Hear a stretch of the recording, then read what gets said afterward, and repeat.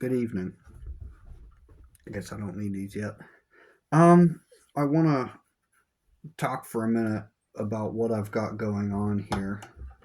I don't want to pretend that I am unbiased. I am a convert to Catholicism from Lutheranism. Well, actually, I went a roundabout way. I was raised Methodist and became a Lutheran in high school, and then I took a quick detour into Calvinism for a few months. But then, whenever I was trying to get better at defending Calvinism, and I determined that uh, in particular, limited atonement was just not biblically defensible. So then I went back to Lutheranism, and I was a Lutheran for pretty much all of my adult life. Uh, about almost 10 years, not about 9 years, I was a Lutheran.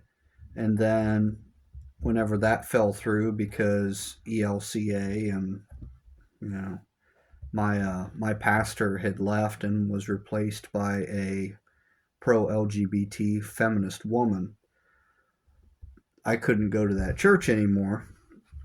So I went back to my family's Methodist church, and they had a low sacramentology. So I started pursuing Anglicanism as an Anglo Catholic, and I was a self professed Anglican for quite a while, probably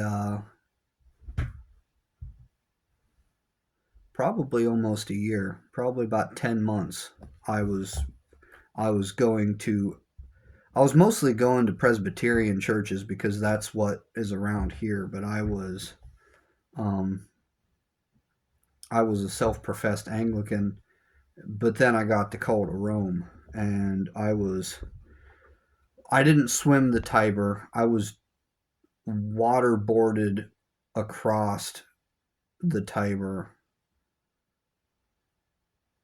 kicking and screaming. Like it was, I did not want to swim, but I didn't swim because it was the only option. After spending my entire life fighting against Catholicism, I almost converted when I was young. In high school, actually, before I became Lutheran, I had studied a bunch of theology, and I was talking about a bunch of stuff. And one of my friends, Brandon Humphrey, uh, he took me to mass, and I loved it. And at probably, I might have been 16 or 17, I was ready to convert. And after having talked about all this theology stuff I was learning at college, my mom was like, "Whoa, whoa, whoa, pump the brakes. Maybe you shouldn't become Catholic. Maybe you should check out this Lutheran thing first, because it's pretty close. Maybe you can get what you're looking for there without submitting to Satan." Uh, so I did, and the rest is history. But in retrospect, it seems like, with how staunchly I fought against Catholicism as a Lutheran, I think a lot of what I was doing was I was trying to dismantle Catholicism to convince myself that I had made the right move becoming Lutheran. And eventually, like in retrospect, every step of the way, I was slowly converted until eventually I told my mom I ran out of excuses not to be Catholic. And that's where I'm at today. And once once I came to the conclusion that I no longer had any concrete reason not to be Catholic, I I wasn't converted yet, but I considered that maybe Catholicism was possible.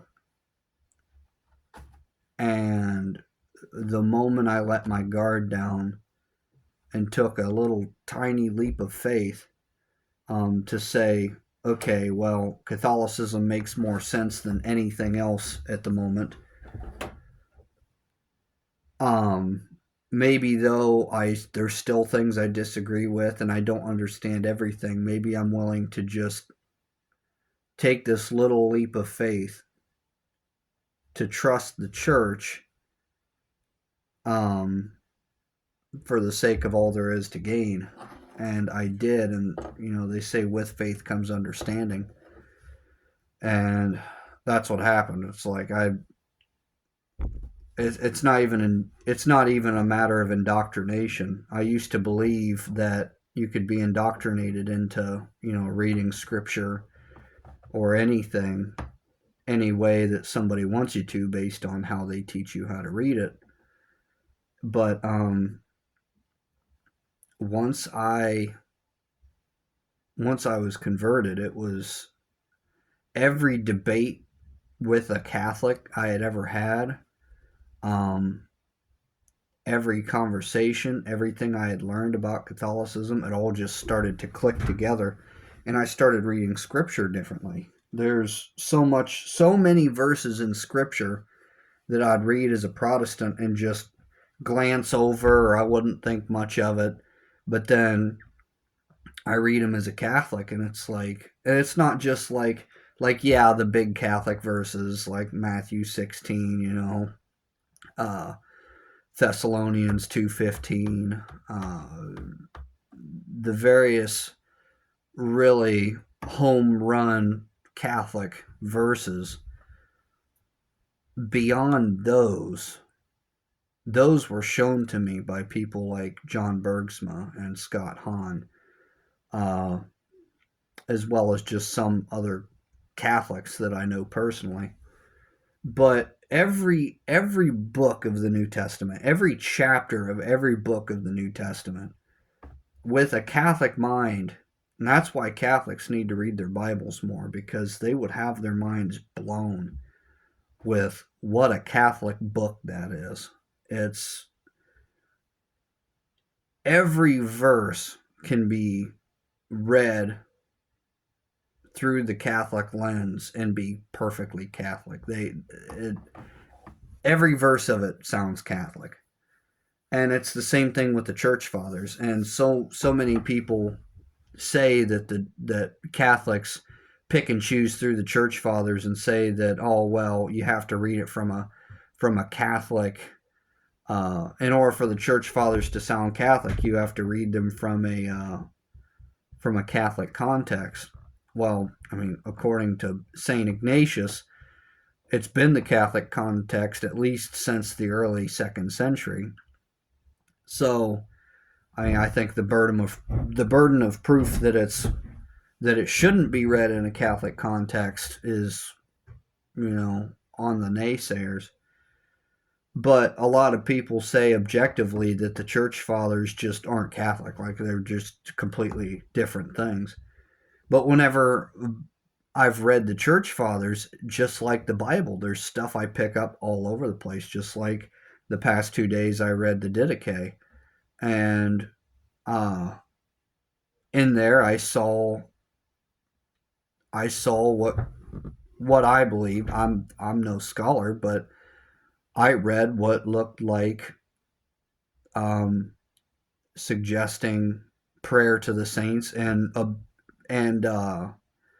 explicitly it told us to go to confession twice. Two different parts in the Didache it said go to confession in the church. Not only go to confession in the church, but do it before you even pray. You shouldn't even pray with mortal sin on your conscience. So it's pretty heavy stuff. Um, So part of the goal of this channel is to read aloud all these church fathers. And, you know, I mean, everything in this is also in there, but this is smaller and more compact. But read all of these ancient Christian writings and just go through it. And instead of jumping here and jumping there and saying this verse says this part, this little snippet of this book says this, and taking everything out of context and jumping around, read the whole thing and point out everything that me as a Catholic sounds Catholic.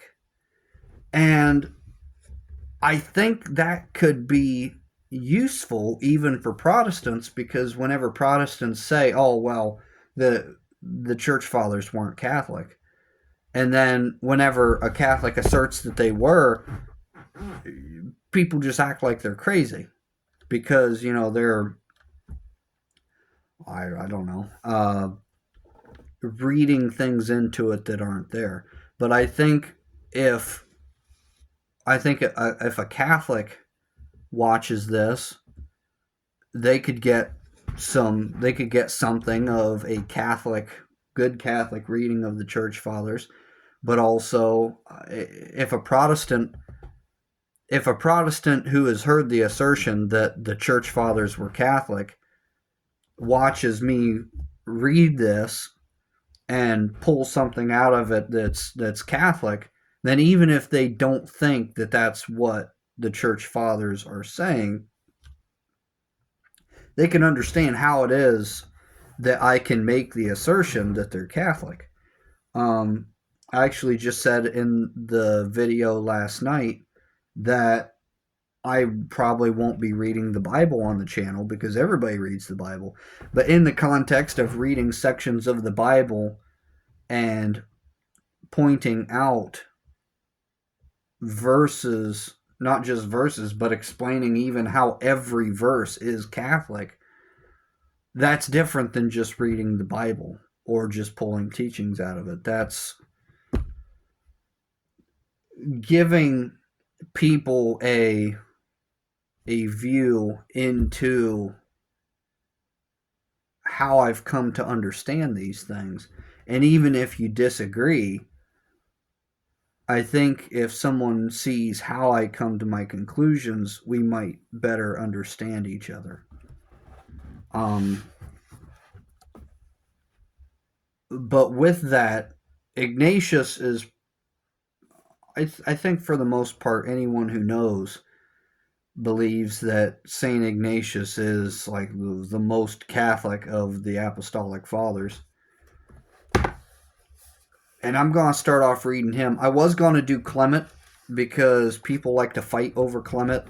Catholics say that Clement was very clearly a pope, and Protestants say that Clement was very clearly a faithful Christian, because I guess those things are mutually exclusive somehow. But people like to read the letter of the Romans to the Corinthians as that's like a bit of a battleground, right?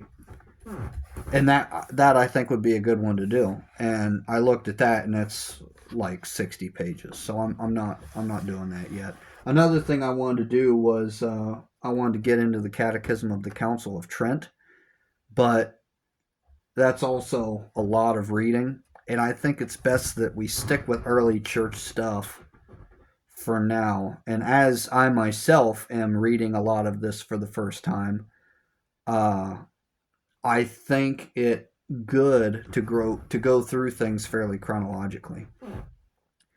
So looks like my picture's bouncing or something. Hopefully that's not the case. But